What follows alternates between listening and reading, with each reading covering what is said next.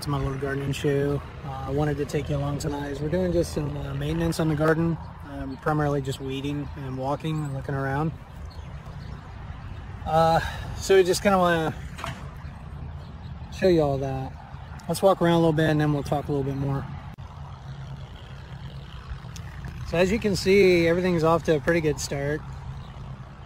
We got a nice assortment of greens. We've harvested a few times already.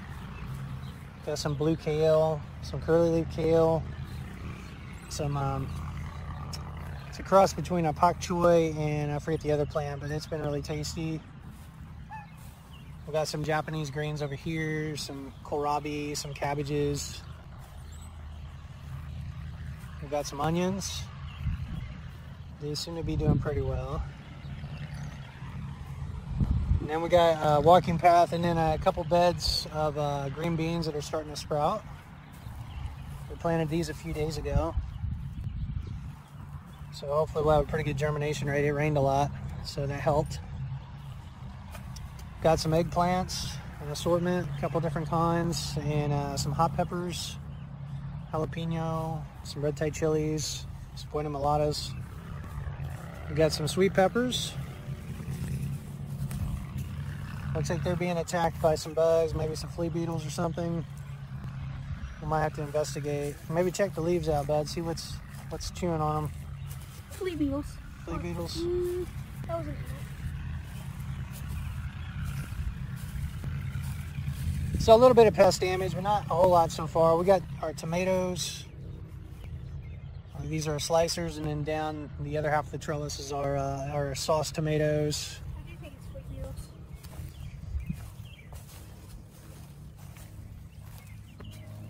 We've got some cherry tomatoes down here. Well, this is a new trellis we set up this year.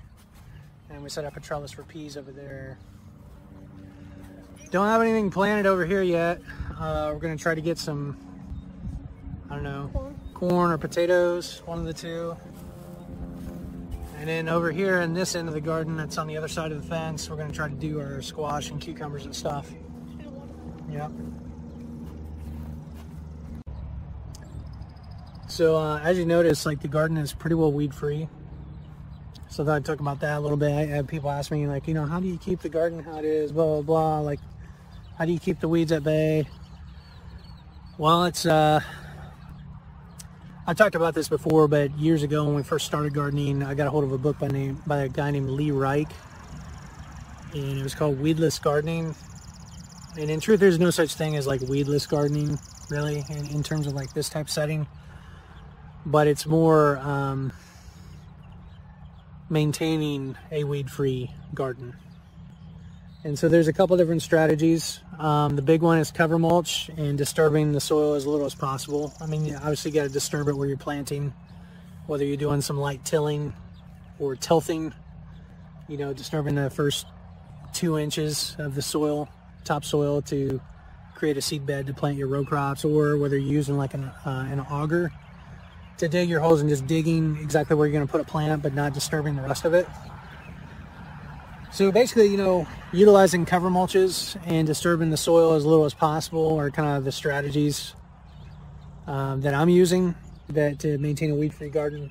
And then, of course, just being consistent, getting out here when I need to get out here, you know, not letting weeks and weeks go by without maintaining it, but coming out here and trying to spend a little time maintaining it. And that's really the key to like quote unquote a weedless garden, is just having a good process, a good system of maintaining your garden, you know, and coming in and doing what you need to do. Doesn't mean you have to do it all in one day. You know, in fact, you could divide your plot up into quadrants.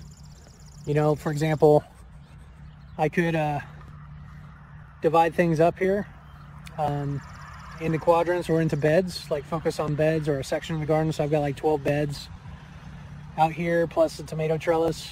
Yeah, I could divide it up and do it that way. But because it is relatively weed free right now, I can literally within about 15 minutes walk through here and maintain the whole thing with just this hoe that I've got. I've got this old hoe, whether you got a hoe or a steer hoe or some kind of implement, a rake, or whether you're just coming in and doing things by hand.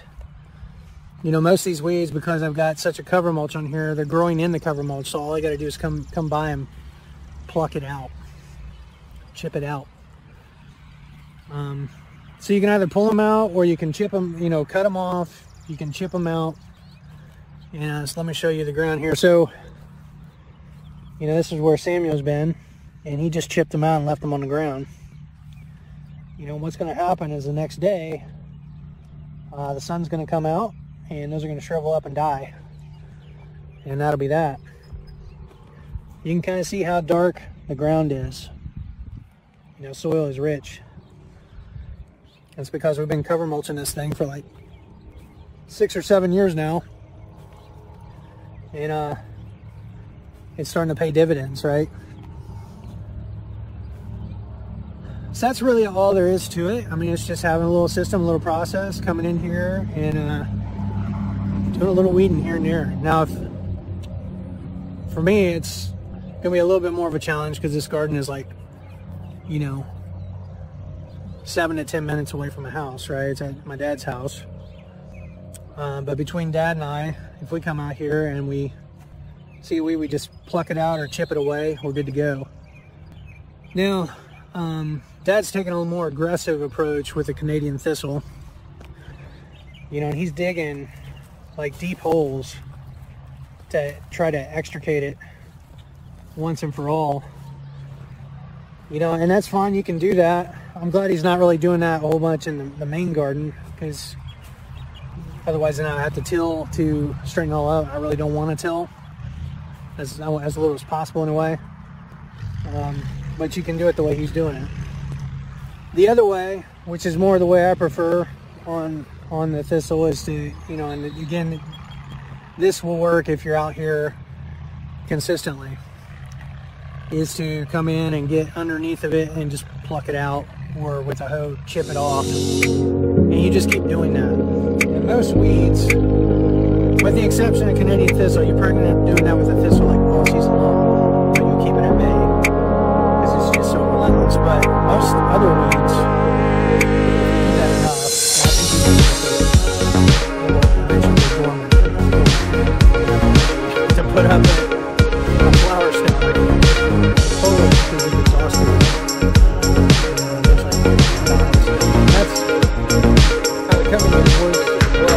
Keeps everything dormant because it's not close enough to the surface for like temperature and moisture to trigger it to sprout.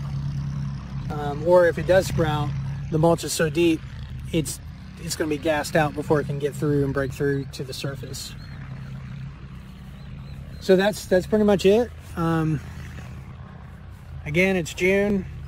The garden looks like this. You know, by August, it's not going to look so pretty. Because by August, we're going to be doing other things, and we're not going to be getting out here as much, potentially. I don't know, just it's going to be more difficult to maintain. But I don't know, we're going to try to get out here consistently and see what we can do. So again, if you're starting a garden, I try to get a cover mulch on it, whether it's leaf mulch, wood chips, grass clippings, whatever you got to do to cover the soil, and then try not to disturb the soil, you know, disturb as little as possible. And for the most part, you'll have a weedless garden, a weed-free garden. Be easy to maintain, and over time the ground's going to get better and better. All right, we're gonna look at a few other things and then probably take off. So I guess that's it for now. Until next time, happy gardening. Bye.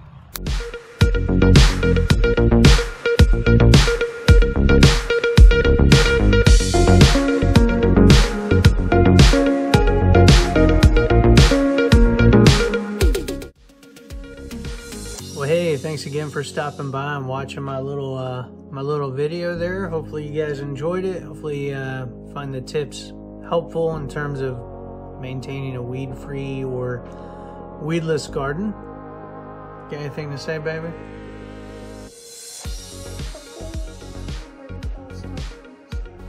Yep, we'll see. All right, till next time, happy gardening.